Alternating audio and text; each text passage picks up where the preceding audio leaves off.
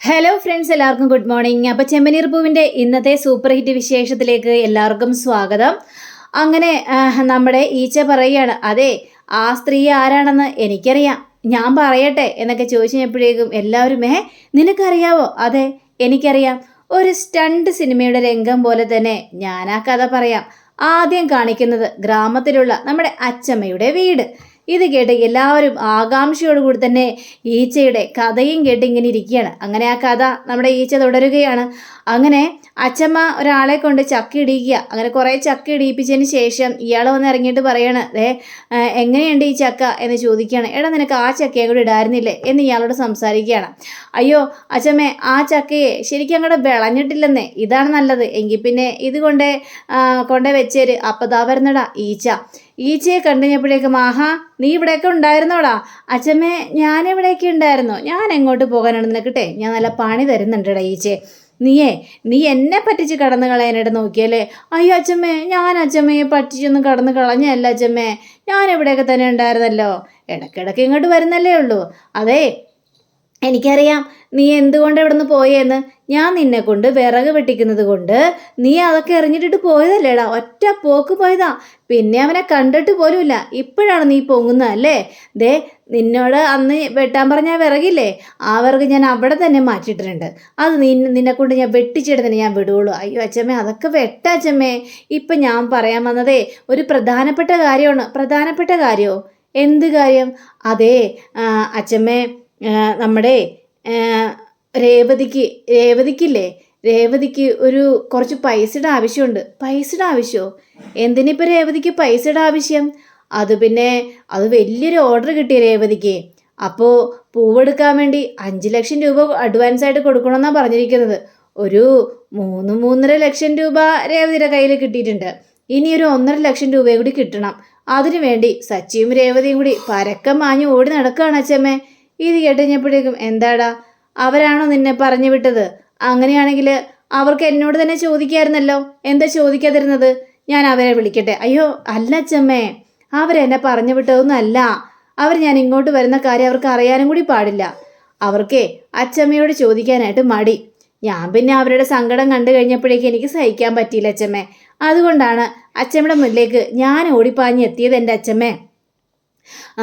അച്ചമ്മയുടെ കയ്യിൽ പൈസ ഉണ്ടാവുമല്ലോ, അപ്പോൾ അവർക്ക് ആ പൈസ കൊടുത്ത് സഹായിച്ചു കഴിഞ്ഞിട്ടുണ്ടെങ്കിൽ രേവതിക്ക് ആ ഓർഡർ ഉറപ്പായിട്ടും കിട്ടും അച്ചമ്മേ എന്ന് പറയാണ്.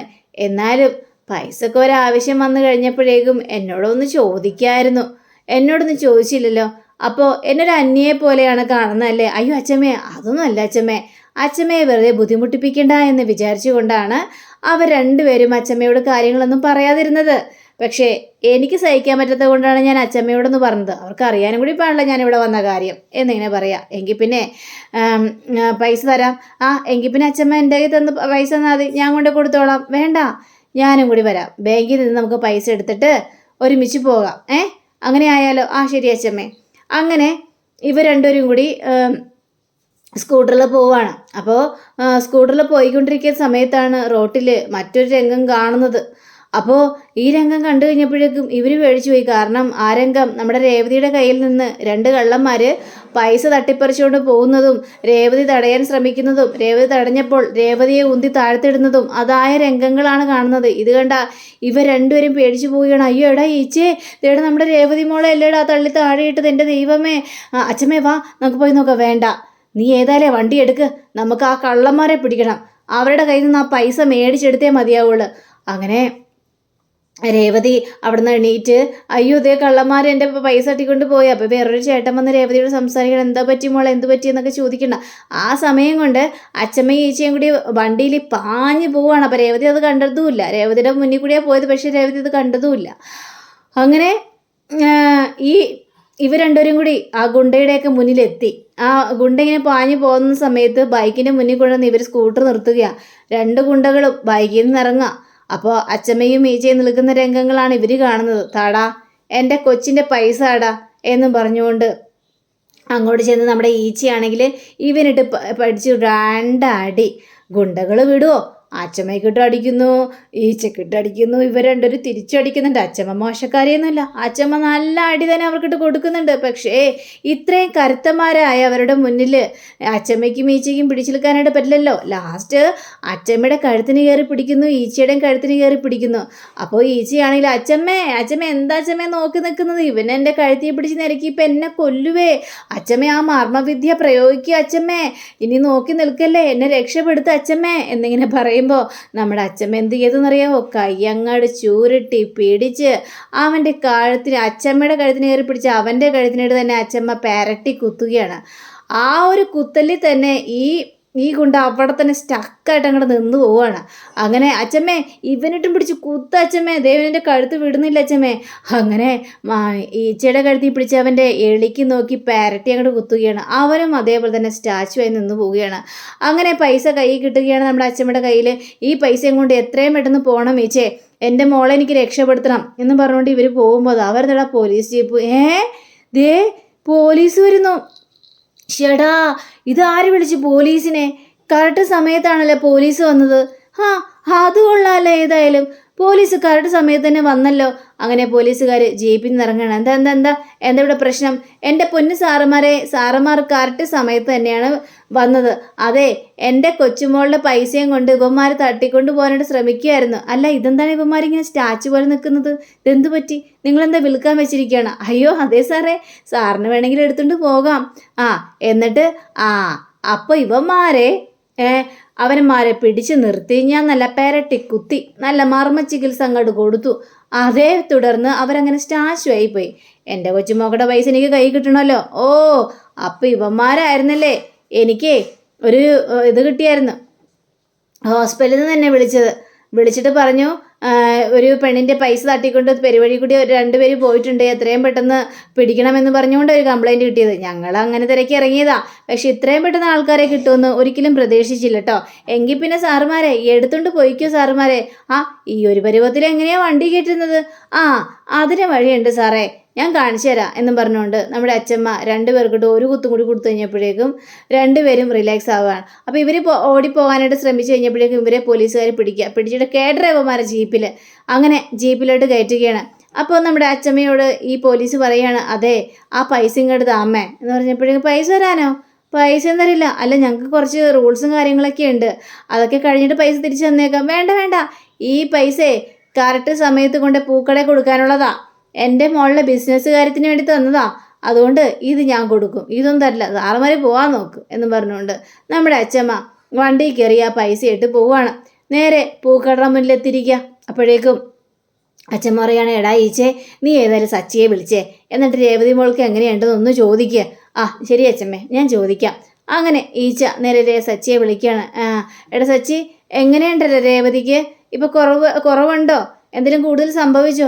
ഇല്ലടാ കുറവുണ്ട്, കുഴപ്പമൊന്നുമില്ല, കൈക്ക് ചെറിയൊരു മുറിവ് അത്രയും മാത്രമേ ഉള്ളൂ, ഡോക്ടർ പറഞ്ഞു പോകാമെന്നൊക്കെ പറഞ്ഞു. അല്ലടാ ഈച്ചേ രേവതി ഹോസ്പിറ്റലാണെന്ന് നിന്നോടാരാ പറഞ്ഞത്? അതൊക്കെ ഞാൻ അറിഞ്ഞു. ശരി എങ്കിൽ പിന്നെ ഇതറിയാൻ വേണ്ടിയാണ് വിളിച്ചത്. ഓക്കെ ശരി എന്ന് പറഞ്ഞുകൊണ്ട് ഫോൺ വെക്കുകയാണ്. ഞാൻ രേവതിക്ക് കുഴപ്പമൊന്നുമില്ല അച്ഛമ്മേ, നമുക്ക് ഈ പൈസ കൊടുക്കട്ടെ എന്ന് പറഞ്ഞുകൊണ്ട് അച്ഛമ്മയും അതേപോലെ തന്നെ ഈ ഈച്ചയും കൂടി നേരെ പൂക്കടയിലേക്ക് ചെല്ലുകയാണ്. അപ്പോൾ പൂക്കടയിൽ കാര്യങ്ങൾ ചോദിക്കുക, പൈസ കൊടുക്കാതെ തന്നെ കാര്യങ്ങൾ ചോദിക്കണം. അയ്യോ പാവൻ രേവതിക്ക് പൂവ് ഇവിടെ നിന്നാണ് ഇറക്കി കൊടുക്കേണ്ടത്, 5 ലക്ഷം രൂപ കൊടുക്കണം, 5 ലക്ഷം രൂപ രേവതിക്ക് കിട്ടിയില്ലെന്നാണ് പറഞ്ഞത്, എന്ത് ചെയ്യുമെന്ന് ഒരു പിടിയും കിട്ടുന്നില്ല. ദൈവമേ ആ ഓർഡർ പോയല്ലോ. ഇത് കേട്ട് കഴിഞ്ഞപ്പോഴേക്കും നമ്മുടെ അച്ഛമ്മയാണെങ്കിൽ ആ ഓർഡർ പോയിട്ടൊന്നുമില്ല, ഞാൻ തരാം നിങ്ങൾക്ക് പൈസ. സത്യമാണോ? ഞാൻ നിങ്ങൾക്ക് പൈസ തരാന്നേ, എന്നാൽ ഈ പൈസ എത്രയുണ്ടെന്ന് എണ്ണി നോക്കിക്കണ്ടേ. അപ്പോൾ അയാൾ എണ്ണി നോക്കി കഴിഞ്ഞപ്പോഴേക്കും ഇത് കറക്റ്റ് ഒരു 5 ലക്ഷം രൂപയുണ്ട് ഉണ്ടല്ലോ, എങ്കിൽ പിന്നെ ഈ പൈസയും കൂടി പിടിച്ചോ, ഇത് 1.5 ലക്ഷം രൂപയുണ്ടെന്ന് പറയാം. അയ്യോ വേണ്ട 5 ലക്ഷം രൂപ മതി, ഇത് അഡ്വാൻസ് കൊടുത്താൽ മതി, കുഴപ്പമില്ല, ഇതും കൂടി കൊടുത്തേര്, കുഴപ്പമൊന്നും സംഭവിക്കാനായിട്ട് പോകുന്നില്ല. പിന്നീട് ഇനി ഇപ്പോൾ മൊത്തത്തിൽ 6 ലക്ഷം രൂപയായില്ലേ. അപ്പോൾ ഇനി ബാക്കി പൈസയും കൂടി തന്നാൽ മതിയല്ലോ. അത് രേവതിയോട് ചോദിച്ചോ. അത്രയും മതി. പിന്നെ ഒരു കാര്യമുണ്ട്, രേവതിക്ക് നല്ല പൂ തന്നെ ഇറക്കി കൊടുക്കണം, മനസ്സിലായല്ലോ? അയ്യോ നല്ല പൂ തന്നെയാണ് ഇറക്കി കൊടുക്കുന്നത്. അല്ലെങ്കിലേ നിനക്കിട്ടൊരു കുത്തു ഞാൻ, പിന്നെ നിനക്ക് ഇവിടെ നിന്ന് അനങ്ങാൻ പറ്റില്ല. അയ്യോ അമ്മേ അങ്ങനെയൊന്നും ഇല്ല അമ്മേ, രേവതി സ്ഥിരം ഇവിടെ നിന്ന് പൂ മേടിക്കുന്ന ആളല്ലേ, രേവതിക്ക് ഞാൻ നല്ല ഫ്രഷ് ആയ പൂക്കൾ തന്നെയാണ് കൊടുക്കുന്നത്. അതേപോലെ തന്നെ നീയും കൊടുക്കുള്ളൂ. അങ്ങനെയായ നിനക്ക് കൊള്ളാം, നിനക്ക് ജീവിച്ചു പോകാം. അല്ലെങ്കിലേ നിന്നെ ഞാൻ പെരട്ടിക്കുത്തി അവിടെ ഇരുത്തും. ഓ ഇല്ലമ്മേ, പിന്നെ ചോദിച്ചു കഴിഞ്ഞിട്ടുണ്ടെങ്കിലേ ഒരു സ്ത്രീ പൈസ തന്നെന്ന് മാത്രം പറഞ്ഞാൽ മതി, ഞാനാണെന്ന് പറയണ്ട, കേട്ടല്ലോ? ആ ഇല്ലമ്മേ, പറയില്ല. അപ്പോൾ സർപ്രൈസ് ആണ് അല്ലേ? ആ അതെ, സർപ്രൈസ് തന്നെയാണ്. അങ്ങനെ നമ്മുടെ അച്ഛമ്മ അവിടെ കഥകളെല്ലാം അവിടെ പറഞ്ഞു തീരുകയാണ്. ഇത് കേട്ട് കഴിഞ്ഞപ്പോഴേക്കും രേവതിയും സച്ചിയൊക്കെയാണല്ലേ, അച്ഛമ്മയാണല്ലേ അപ്പോൾ ആ പൈസ കൊടുത്തത്, എൻ്റെ ദൈവമേ എന്ന് പറഞ്ഞുകൊണ്ട് എല്ലാവരും താടിക്ക് കൈ വെക്കുക. അപ്പോഴേക്കും രേവതിയാണെങ്കിൽ അച്ഛമ്മയെ കെട്ടിപ്പിടിച്ചുകൊണ്ട് കരയാണ്.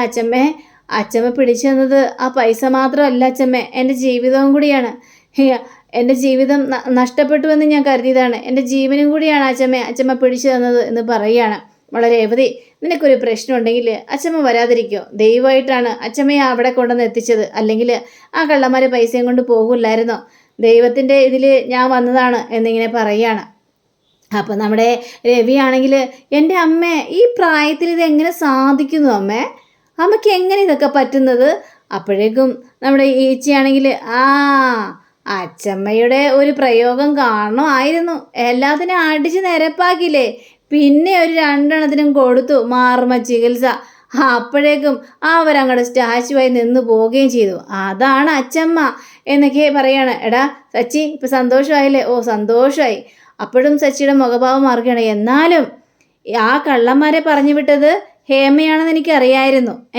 ഹേമക്കിട്ട് കൊടുക്കണമെന്നും പറഞ്ഞുകൊണ്ട് നടക്കുകയാണ് ഞാൻ. അവളെ ഞാൻ വിടൂല, അവൾക്കിട്ട് ഞാൻ കൊടുക്കും. അപ്പോഴേക്കും രേവതിയാണെങ്കിൽ, അല്ല സച്ചിയേട്ടാ, ഈ ഹേമയോട് ആരാ പറഞ്ഞത് ഞാൻ പൂക്കടയിൽ നിന്ന് പൈസ കൊടുക്കാൻ പോകുന്നുള്ള കാര്യം? ഇത് കേട്ടാ ചന്ദ്ര ഞെട്ടിപ്പോവാ. ചന്ദ്ര നെട്ടി വിറച്ചൊരവസ്ഥയിൽ നിൽക്കുകയാണ്. രേവതി, അതൊരു പോയിന്റ് ആണല്ലോ രേവതി, നീ പൈസ കൊടുക്കാൻ പോകുന്ന കാര്യം ആരാണ് ഹേമയെ വിളിച്ച് പറഞ്ഞത്? അപ്പോൾ രേവതി ഒന്ന് ആലോചിക്കാം, ദൈവമേ ആരായിരിക്കും എന്നൊക്കെ ഇങ്ങനെ ആലോചിച്ച് നോക്കുമ്പോൾ ചന്ദ്രയ്ക്ക് പേടി. അപ്പോൾ ചന്ദ്ര പറയണം, അയ്യോ ഞാനൊന്നും അല്ല കേട്ടോ, ഞാനൊന്നൊരു ഹേമയോട് പറഞ്ഞിട്ടില്ലേ. അപ്പം എല്ലാവർക്കും മനസ്സിലായി ചന്ദ്ര തന്നെയാണെന്ന്. അപ്പോൾ അച്ഛമ്മ പറയാണ്, നീ പറഞ്ഞിട്ടില്ല എന്ന് പറഞ്ഞു കഴിഞ്ഞാൽ നീ തന്നെയാണ് പറഞ്ഞിരിക്കുന്നത്. കണ്ടോ, വെറുതെ എൻ്റെ മേലാരും മെക്കിട്ട് കയറാൻ നിൽക്കരുതേ, ഞാൻ അങ്ങനെയൊന്നും ആരോടും പറഞ്ഞിട്ടില്ല. ഇത് കേട്ട രേവതിക്ക് കലി വരികയാണ്. അപ്പോൾ രേവതി അവിടെ നിന്ന് ചാടി എണീറ്റിട്ട്, നിങ്ങൾക്ക് നാണമില്ലേ? നിങ്ങളങ്ങനെ ചെയ്യും, എനിക്കറിയാം. ഈ വീട്ടിലെ ഒരാൾ മാത്രം രക്ഷപ്പെടണമെന്ന് നിങ്ങളുടെ ആഗ്രഹമുള്ളൂ, നിങ്ങളുടെ സുധിമോൻ, അയാൾ മാത്രം രക്ഷപ്പെടണമെന്ന് ആഗ്രഹമുള്ളൂ. അതുകൊണ്ടാണ് ഞാനൊന്ന് രക്ഷപ്പെടാൻ നോക്കിക്കഴിഞ്ഞപ്പോഴേക്കും നിങ്ങൾ എന്നെ അടിച്ചു താത്താനായിട്ട് നോക്കിയത്. അയ്യടാ, നീ എന്താണ് ഈ പറയുന്നത്? നിന്നെ അടിച്ചു താത്താനായിട്ട് നോക്കിയെന്ന്? അല്ലെങ്കിൽ നീ ആരാ നിൻ്റെ വിചാരം? നീ വലിയ ബിസിനസ് മാനോ? പിന്നെ എൻ്റെ മോൻ്റെ അയൽവക്കത്ത് നീ വരുവാടാ. എൻ്റെ മോൻ എവിടെ ഇരിക്കുന്നു, നീ എവിടെ ഇരിക്കുന്നു എന്നൊക്കെ ഇങ്ങനെ പറയുകയാണ്. ഇതൊക്കെ കേട്ടപ്പോഴേക്കും കലി വരികയാണ്. അപ്പോഴേക്കും സച്ചി ചിരിച്ചപ്പോഴേക്കും, അതേ ഞാനേ വല്ലാത്ത ദേഷ്യം കൊണ്ട് വല്ലാത്തൊരവസ്ഥ നിൽക്കുകയായിരുന്നു. ഈ കോമഡി പറഞ്ഞ് ചിരിപ്പിച്ചതിന് ഒരുപാട് നന്ദിയുണ്ട് കേട്ടോ. അപ്പോൾ കണ്ടോ എല്ലാവരും ഇപ്പോൾ എൻ്റെ പേരിൽ പഴി വരുമെന്ന് എനിക്ക് നന്നായിട്ട് തന്നെ അറിയായിരുന്നു. അതുകൊണ്ടാണ് പറഞ്ഞത്, നിങ്ങൾ ആരൊക്കെ വിശ്വസിച്ചാലില്ലെങ്കിലും ഞാനല്ല ഹേമയോട് പറഞ്ഞത്, എനിക്കതിൻ്റെ ആവശ്യമില്ല, ഞാൻ അങ്ങനെ ചെയ്യത്തുമില്ല. ആരൊക്കെ വിശ്വസിച്ചില്ലെങ്കിലും രവിയേട്ടൻ എന്നെ വിശ്വസിക്കണം കേട്ടോ എന്നും പറഞ്ഞുകൊണ്ട് ചന്ദ്ര ഒറ്റ പോക്കാണ്. അപ്പോഴേക്കും എടാ രവി, നീ അത് വിശ്വസിച്ചോ? അവിടെ നമ്മെ ഞാൻ വിശ്വസിച്ചിട്ടില്ല, അവൾ അത് തന്നെ അത് ചെയ്തത്. എടാ, അവൾക്ക് നല്ലൊരു പണി കൊടുക്കണ്ടേ നമുക്ക്? എന്തിനാമേ, പോട്ടേന്നേ, ഈ ജന്മം അവൾ നന്നാവില്ല എന്നും പറഞ്ഞുകൊണ്ട് നടക്കുന്നവളാ. അവളതിനെ തിരുത്താൻ പറ്റുമെന്ന് അമ്മയ്ക്ക് തോന്നുന്നുണ്ടോ? ഇല്ല, അവൾ ഇഷ്ടമുള്ളതുപോലെ അങ്ങോട്ട് ചെയ്യട്ടെ. ഇനി അതിൻ്റെ പിന്നാലെ നടന്ന് നമ്മുടെ സമയം കളയണ്ട. അങ്ങനെ നമ്മുടെ ഈച്ചയെ അവിടെ നിന്ന് പോവുകയാണ്. അപ്പം അച്ഛൻ പറയണേ, എന്ന് ഞാനും പോവാണ്ട്, എനിക്ക് വർഷയെ കാണുന്നൊരു ആഗ്രഹം ഉണ്ടായിരുന്നില്ല, അവൾ എപ്പോഴാണ് വരുന്നതെന്ന് അറിയാൻ പറ്റില്ലല്ലോ. അപ്പോൾ അതാ വരുന്ന വർഷയും ശ്രീകാന്തും, അച്ഛമ്മ എന്ന് പറഞ്ഞുകൊണ്ട് അച്ഛമ്മയുടെ അടുത്തേക്ക് ഓടി ചെല്ലുകയാണ്. അച്ഛമ്മ ഇതെപ്പോൾ വന്ന അച്ഛമ്മേ? വർഷമോളെ, നിന്നെ കാണണമെന്ന് ഇപ്പം അച്ഛമ്മ ആഗ്രഹിച്ചതേ ഉള്ളൂ, മോള് വന്നല്ലോ, നന്നായിട്ടെല്ലാം നോക്കുന്നുണ്ടല്ലോ, കുഴപ്പമൊന്നുമില്ലല്ലോ? അയ്യോ, എനിക്ക് ഒരു കുഴപ്പമില്ല മോളെ, യാത്രയൊക്കെ നല്ലതാണ്, പക്ഷേ അത് ഈ യാത്ര വേണ്ട. അയ്യോ, ഞങ്ങൾ കറങ്ങാനൊന്നും പോയതല്ല അച്ഛമ്മേ, സ്റ്റുഡിയോ വരെയും പോയിട്ട് ചില കാര്യങ്ങളുണ്ടായിരുന്നു, അതിനുവേണ്ടി പോയതാ. ശ്രീകാന്തിനോട് വരണ്ടെന്ന് പറഞ്ഞാണെന്നേ, എന്നെ വിടാതെ പിന്തുടരുകയല്ലേ. ശ്രീകാന്തിന് വേറെ ഒരു പണിയില്ല അച്ഛമ്മേ, അതാണ് സ്നേഹമുള്ള ഭർത്താക്കന്മാർ ചെയ്യുന്നത് കേട്ടോ എന്നും പറഞ്ഞുകൊണ്ട് നിൽക്കുക. അങ്ങനെ അച്ഛൻ പറയുകയാണെങ്കിൽ പിന്നെ ഞാൻ പോവാണ്. അയ്യോ അച്ഛമ്മ, ഇന്ന് പോകണോ എന്ന് രേവതി ചോദിച്ചു. പോകണം. കാരണം പാടത്ത് കുറേ ആൾക്കാരെ നിർത്തിയിട്ടാണ് ഞാൻ വരുന്നത്, അതുകൊണ്ട് എനിക്ക് പോയാൽ മതി. അവളുടെ സച്ചി എന്നെ സ്റ്റോപ്പിലോട്ട് ഇറക്കി തന്നേരും. ശരി അച്ഛമ്മേ, ഞാൻ ഇറക്കി തരാമെന്ന് പറഞ്ഞുകൊണ്ട് ഇവർ പോയി കഴിഞ്ഞപ്പോഴേക്കും നമ്മുടെ രേവതിയുടെ കൈയുടെ മുറിവ് കാണുകയാണ് വർഷ. അയ്യോ, ഇതെന്തു പറ്റി ചേച്ചി, എൻ്റെ കൈക്ക് സംഭവിച്ചത്? അപ്പോൾ രേവതി സങ്കടപ്പെട്ട് പറയാം, എല്ലാ കാര്യങ്ങളും പറയാമെന്നും പറയാം. അങ്ങനെ സുധിയെ കാണിക്കുകയാണ്. സുധി അതിലേറെ ടെൻഷൻ നിൽക്കുക. അപ്പോൾ സുധിയുടെ കൂട്ടുകാരൻ വന്നിട്ട് ഇങ്ങനെ പറയാണ്, എന്താടാ സുധി ഇത്? നീ ഭാര്യയോട് എക്കാലവും ഇങ്ങനെ പിണങ്ങിയിരിക്കാൻ തന്നെയാണോ? നീ നിൻ്റെ ഭാര്യയെ ഉപേക്ഷിച്ചോ? ഞാൻ എൻ്റെ ഭാര്യയെ ഉപേക്ഷിച്ചില്ലല്ലോ, ചുമ്മാ ജസ്റ്റ് പിണങ്ങിയിരിക്കുന്നു, അത്രയല്ലേ ഉള്ളൂ. ഈ പിണക്കമാണ് ലാസ്റ്റ് പഴയ ഇതിലേക്കട്ടൊക്കെ പോകുന്നത്. എന്ത് രീതിയിലോട്ടൊക്കെ? അതെ, ഞാനൊരു കാര്യം പറയുന്നതിനോട്, എനിക്കൊരു കൂട്ടുകാരനുണ്ടായിരുന്നു. ആ കൂട്ടുകാരനും ഭാര്യയും തമ്മിൽ ഭയങ്കര സ്നേഹത്തിലായിരുന്നു. അവരുടെ ഇടയിൽ ചില പ്രശ്നങ്ങളൊക്കെ ഉണ്ടാകും എന്ന് വിചാരിച്ച് ഒരുപാട് അങ്ങോട്ട് പിണങ്ങിയെന്ന് അവർ ഇരിക്കാറൊന്നുമില്ല. ലാസ്റ്റ് വലിയൊരു പ്രശ്നം ഉണ്ടായപ്പോൾ അവളുടെ അമ്മായിയമ്മ അവളെ അവിടെ നിന്ന് അടിച്ചിറക്കി. അമ്മായിയമ്മയ്ക്ക് സപ്പോർട്ടായിട്ട് ഈ മകനും നിന്നു. അങ്ങനെ നിന്ന് ഇവളിടക്കിടക്ക് ഇതേപോലെ അവനെ കാണാനിടക്ക് വരുമായിരുന്നു. എപ്പോഴെപ്പോഴും അവളോട് ചെയ്തു നിൽക്കും, നിന്നെ പോലെയൊക്കെ തന്നെ. പക്ഷേ ലാസ്റ്റ് എന്തായി? അവൾ വേറൊരുത്തിൻ്റെ ഒപ്പം ഓടിപ്പോയി, ഒരു ലെറ്റർ എഴുതി വെച്ചിട്ട് ഞാൻ പോവാണെന്ന് പറഞ്ഞുകൊണ്ട് പോയിടാ. ഇത് കേട്ട് കഴിഞ്ഞപ്പോഴേക്കും സുധി ഞെട്ടിപ്പോവാ. അപ്പം അങ്ങനെയും കാണിച്ചുകൊണ്ടാണ് നമ്മുടെ ഇന്നത്തെ വീഡിയോ അവസാനിച്ചിരിക്കുന്നത്. അടുത്ത റിവിനെ കാത്തിരിക്കുക, സബ്സ്ക്രൈബ് ചെയ്യുക. എല്ലാവർക്കും നല്ലൊരു ദിനം ആശംസിക്കുന്നു. നമസ്കാരം. Thank you. Bye bye.